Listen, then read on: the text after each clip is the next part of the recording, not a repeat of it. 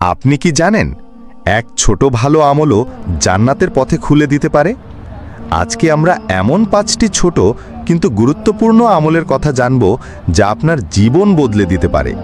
প্রতিটি আমল আপনার জন্য সওয়াব আনবে এবং আল্লাহর নৈকট্য বাড়াবে। শেষ পর্যন্ত ভিডিও দেখুন, আমি বলবো কিভাবে আজই একটি ছোট আমল শুরু করবেন। 1. দোয়া। প্রতিদিন ছোট ছোট দোয়া করা আল্লাহর কাছে গ্রহণযোগ্য।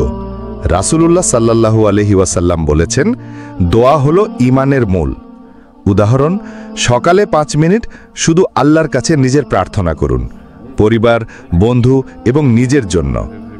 ছোট হলেও নিয়মিত দোয়া মানুষের হৃদয়কে আল্লাহর সাথে সংযুক্ত রাখে। 2.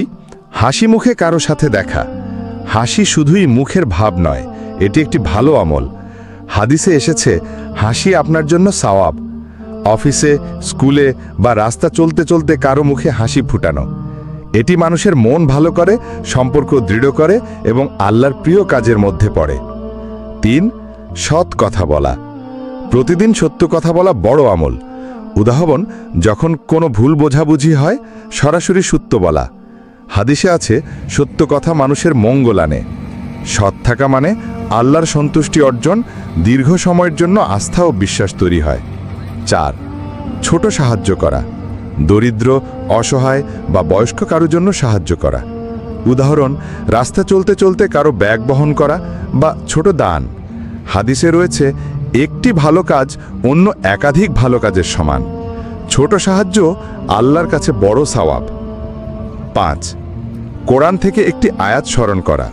প্রতিদিন একটি আয়াত পড়া বা স্মরণ করা। উদাহরণ, সূরা ফাতিহা বা সূরা কাউসার পাঠ করা। মনে রাখা এবং পড়া মানে আল্লাহর সাথে সংযোগ বৃদ্ধি। সকালে 5 মিনিট আয়াত পড়ে সারা দিন আল্লাহর স্মরণে থাকলে মনে শান্তি।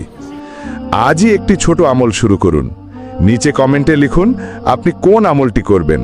আল্লাহ আপনাকে সাহায্য করবেন এবং জান্নাতের পথে এগিয়ে নেবেন। ভিডিওটি শেয়ার করুন যাতে আপনার বন্ধুরাও উপকৃত হয়। ভালো লাগলে সাবস্ক্রাইব করুন।